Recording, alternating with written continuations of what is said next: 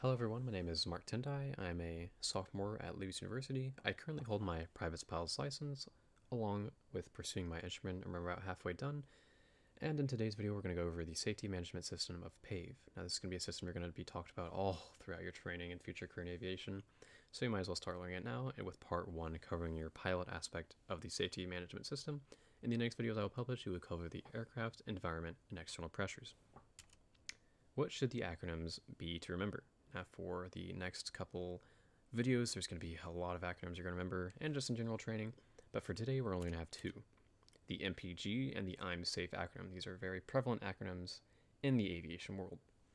MPG covers anything that is required of you document-wise to fly, while IMSAFE is more of a checklist, a physiological checklist for you to fly. MPG, medical, pilot's license, and government-issued photo ID are all documents that you must have on you, on your person, to fly. This also includes Logbook Endorsements, which we'll talk about in a second, while the IMSAFE includes illness, medication, stress, alcohol, fatigue, and eating emotion, and we'll talk through each one of these on an individual slide.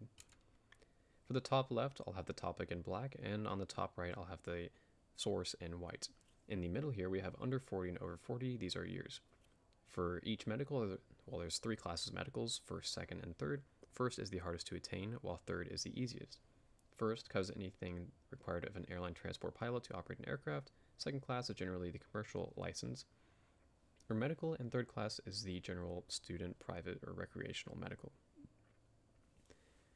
You can see that there's a calendar month term. Now, what does this mean? So my birthday is April 13th. If I was to get my first class medical on April 13th, my first class medical, being at 12 calendar months, would expire on April 31st of the next year. So this just pretty much means any time that you get a medical, it expires at the end of the month. These tick like a clock. So using the over 40 example, first class only lasts 6 calendar months. But once you get to second, that one only lasts 6 calendar months because they all count at the same time.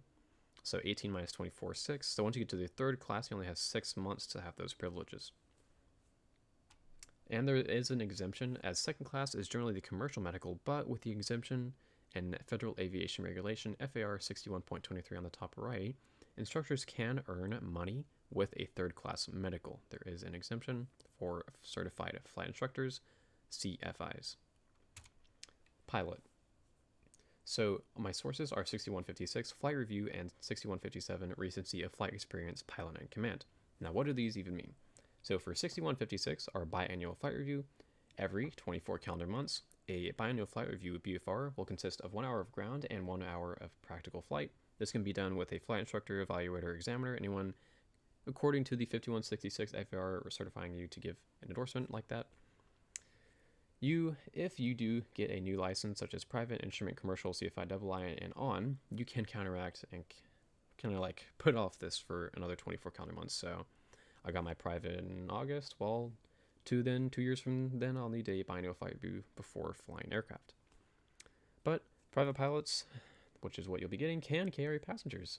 So in the preceding 90 days, for carrying passengers in the day, you can do 3 takeoff and landings. These can be touch and go, so landing immediately full power and touch off again, or full stop, where you stop on the runway or taxi back to the active runway. The ones in the day can be either of those, doesn't really matter.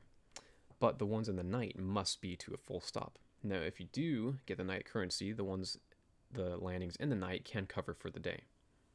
Another important thing to note is with our pilot's license, they never expire, but if you do not complete these requirements, they can become invalid. Obviously, if you're not carrying passengers and you don't get your passenger currency, it will not become invalid. But if you do not complete your biannual flight review, it will be, quote, invalid, but it will not ever expire. There's no expiration date on the license. Next in the MPG is G, Government Issued Photo ID, quoted from 61.3. This is requirements for certifications, ratings, privileges, and authorizations. You must carry a photo ID on you, doesn't matter what it is, driver's license, like passport, but you can't use, like, I have a Missouri boating license. It doesn't have a photo, and it's a state anyways. So I can't use that. I can't use my hunting license. It doesn't have a photo on it. So it must be a government-issued photo ID. We also have L. Now, some people choose to exclude this, although I think it's very important, but it covers anything logbook endorsement wise, cited from 6193. For student pilots, you only are required to have an endorsement for in flight, being your solo cross-country flight. That's the only endorsement that you have. Now, you obviously need your endorsement for your written and other tests and stuffs. Like, there's a lot of tests and training. You'll need some endorsements for that. But the general sole requirement is for the solo cross-country flight.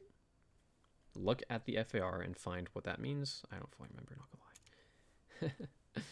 Next is the IMSAFE acronym. Now, this is one that concerns pretty much physiological aspects of yourself. So the first one we're going to talk about is the illness found within the CRM document, Crew Resource Management document. Basically, with illness, just make sure that you're fully fit to fly. I mean, don't be sick, don't have pneumonia, don't have the flu, don't have COVID. And if you have any concerns, just ask your aviation medical examiner. This is the person who the aviation or the FAA trust knows to certify for a medical, and they know a lot about physiological considerations pertaining to pilots. Just if there's any questions relating to yourself, your body, relating to in-flight, ask your AME. Medication. So medication can be a good thing, but there is side effects to taking medication. So always understand the risk with taking a medication. It doesn't matter if it's Advil or like whatever. Always understand that there's a risk when taking medication because it's something not natural. So you're going to find out by mostly asking your AME, just giving them a call, asking about this medication, they'll research it. You can also, just a little easier, just to find an easy way to not know if you're able to fly, just check the labeling. If it says do not operate heavy machinery, may cause drowsiness, may cause impaired judgment, you probably don't want that while flying. And if you don't want to ask your AME, check the published website, which is quoted as faaotc.gov. This is a website that will give you listed medications and alternatives if required. But if you have any question, just ask the AME. Ask your AME. Stress. Basically, understand that stress can cause you to make judgments and decisions that you might not have made it without stress. Stress can be any external stress, such as family issues, flight issues. Maybe you think you might not have enough fuel. You might feel like you might not have time to avoid a thunderstorm. Understand these stressors and deal with them before the flight so that you're not dealing with them in the flight. Obviously, we have pre-flight planning. We don't want to be dealing with a thunderstorm and we don't know it's there until we take off and then we're like, oh my god, there's a thunderstorm in front of us. Deal with these stressors before the flight so while you're in flight, you can perform at your best ability. This is found in the CRM document. Alcohol. So we have 3 restrictions in 91.17. Alcohol and drugs. Obviously, we know alcohol can cause impaired judgment, can cause you to be drowsy, and we don't want any of these while dealing with aviation, especially in unpressurized aircraft where as you rise in altitude, your pressure decreases, less oxygen, the symptoms of alcohol become even more intense. So within the 3 limitations of the 91.17, just concerning alcohol, this also concerns other drugs, but most importantly alcohol, for us at least, in this acronym. Within the preceding 8 hours or the 8 hours after you consume a bottle of alcohol, you must not operate an aircraft. This is called bottled throttle. So no 8 hours, bottled throttle. Very, very bad. You must also test below 0.04 blood alcohol content, BAC, in the bloodstream, and you must also have no lasting effects.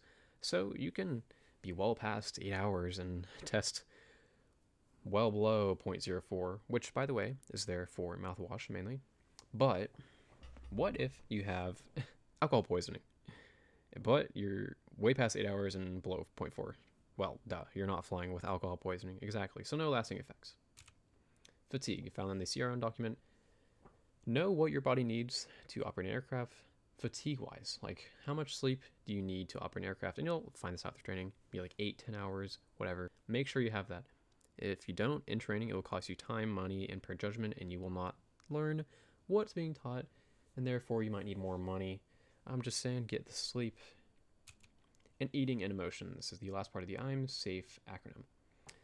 Make sure you know what your body needs before you fly. Some people don't eat food. Some people do. I eat food before I fly. If I don't, it's not going to be good. Some people don't eat food. I don't know how they do it, but know what your body needs before you fly, and make sure, along with eating, make sure you are emotionally fit to fly. Maybe there's a family member that passed away, there's a dog that passed away. Probably not the best idea to fly after that. But that's the end of all these acronyms. Just the MPG and the IMSAFE acronym. Pretty simple acronyms, but they are integral to your future in aviation. MPG again covers anything required document-wise, while IMSAFE is more of physiological considerations before flight. If you like this video, continue watching. If not, I'll see you later.